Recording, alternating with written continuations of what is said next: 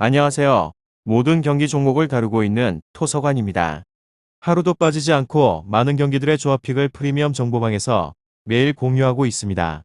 참여를 원하시는 분들은 영상 하단 댓글 보시면 오픈 채팅 링크 있으니 문의 주시길 바라며 구독과 좋아요 한 번씩 부탁드리겠습니다.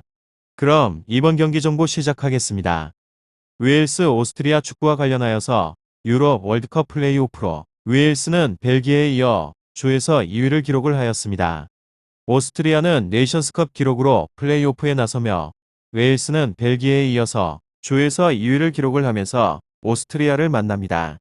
압도적인 공격력이라 보기는 어렵지만 수비의 강점이 대단하였고 토트넘의 백스리 라인에서 주전으로 나서는 벤 데이비스를 포함을 하여서 로든과 메팜 윌리엄스 등이 백스리와 백포를 잘 혼용을 하며 탄탄한 수비 라인을 보이고 있는 중입니다.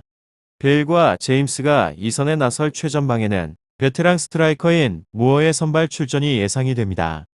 다음으로 오스트리아는 월드컵 예선에서 부진하였던 네이션스컵 성적으로 인해서 플레이오프에 나설 수 있게 됐습니다. 이번에는 대표팀에서 늘 그렇듯이 분데스리가 출신 선수가 대다수인 상황으로 24명 중에서 14명이 포함이 되었습니다. 볼로냐에서 부활에 있어서 성공을 한 아르나우토비치가 원톱으로 나설 것으로 보이게 되는 공격진에는 플레이메이커인 사비처가 이선을 지휘할 것 같고 라이머와 그릴리쉬 슐라거가 뒤를 지원할 것 같습니다. 알라바가 버티고 있는 수비진에 있어서는 드라고비치와 트리멜 라이너 등 베테랑들이 대거 포함이 되었습니다. 웨일스, 오스트리아 이 두 곳에 있어서 오스트리아가 원정에서 무리를 하지 않고 수비에 집중을 하면서 역습에 대한 한 방을 노릴 것 같습니다. 다득점에 있어서는 기대를 하지 않는 것이 좋을 것 같고 결과에 있어서는 접전을 보고 있는데 오스트리아는 아르나우토비치와 칼라이지치 등 2m 신장을 자랑을 하면서 공중볼에 능하고 있는 선수들이 전방에 가득하기도 합니다. 웨일스 수비가 탄탄하긴 하지만 세트피스에서 부담을 느낄 수밖에 없기도 합니다. 또한 오스트리아는 라이머와 슐라거, 사비처 등 분데스리가 정상급으로 중원에서 자원들이 즐비하기 때문에 원정에서도 쉽게 흐름을 내주지 않을 것 같기도 합니다. 다음으로 웨일스 피파 랭킹은 21호 1958년 월드컵 진출을 한 이후에는 지금까지 플레이오프조차 나가지 못하는 세월을 보낸 곳입니다. 그렇지만 이번에는 자력으로 플레이오프 진출에 성공을 하게 되는 감격을 누렸습니다. 팀의 스타이자 주장인 베일이 월드컵을 끝으로 은퇴를 한다는 설도 돌고 있을 만큼이나 웨일스도 이번 월드컵이 굉장히 간절한 상황입니다.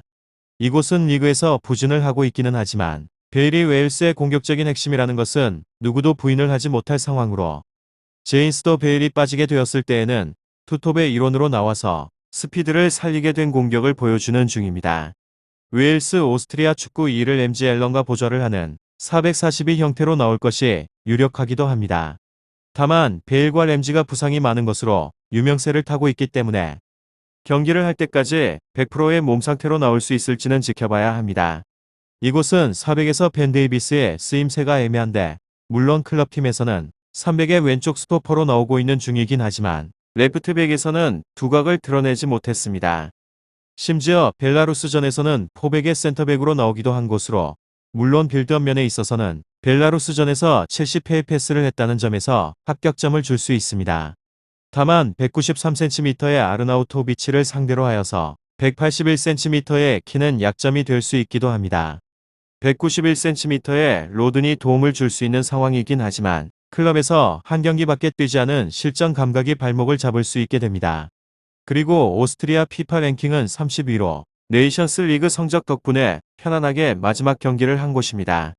몰도바를 4대1로 대파를 하면서 플레이오프를 대비하고 있는 경기에 대한 감각을 키운 곳으로 꾸준하게 메이저 대회 출전을 하게 되면서 선수들이 큰 경기 경험을 쌓아온 것은 장점입니다. 웨일스, 오스트리아 그렇지만 주전과 비주전의 차이가 큰 것은 고민사항입니다. 이곳은 4명의 선수들이 코로나 확진으로 인해서 출전을 할 수 없는 상황으로 중원과 수비 자원의 타격이 생길 전망이며 다만 알라바 드라고비치가 버티고 있는 수비진의 단단함은 매우 괜찮은 편입니다. 현재 알라바는 클럽팀에서 센터백으로 나오고 있는데 알라바를 레프트 백으로 돌리고 힌터레거를 중앙으로 돌리는 방법도 존재를 합니다. 단판 승부에 이점을 이용을 하여서 최대한 경기를 루즈하게 끌고 가는 것을 목표로 삼게 될 가능성이 큽니다. 이곳은 예전에는 알라바가 공격형 미드필더로 서게 되는 등 알라바에 대한 의존도가 굉장히 컸습니다.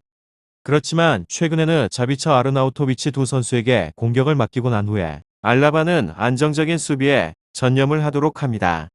중원에서의 밸런스를 맞추게 되는 그릴리치의 결장은 아쉽긴 하지만 라이머가 그 자리를 메울 전망입니다.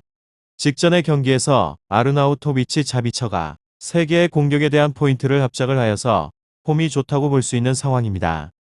결장자는 유비치치 트리멜 리나르트 그릴리치 선수입니다.